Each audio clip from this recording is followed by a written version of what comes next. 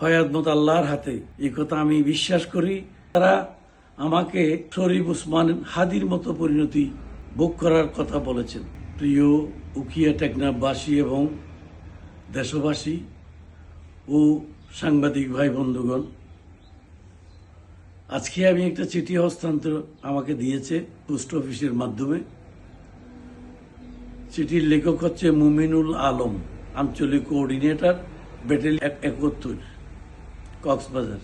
চিঠিতে উনি উল্লেখ করেছেন আমি সংসদ সদস্য নির্বাচনে অংশগ্রহণ করছি, সেখানে যাতে বিরত থাকি নির্বাচন থেকে।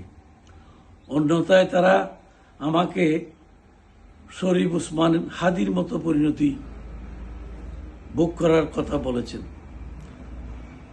24 ঘন্টায় আমার কিলিং স্কোয়াড আপনার নজরদারিতে আছে, এই কথাও বলেছেন।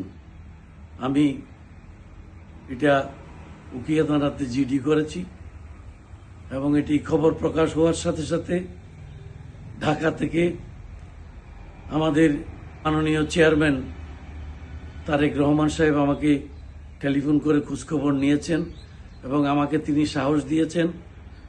আমি বলেছি ওনাকে ইনশাআল্লাহ তাআলা আমি নির্বাচন করে যাব হয়াতমত আল্লাহর হাতে, এই কথা আমি বিশ্বাস করি এবং সকলকে আমি আমার জন্য দোয়া করতে অনুরোধ করছি। খুদা হাফেজ, আসসালামু আলাইকুম।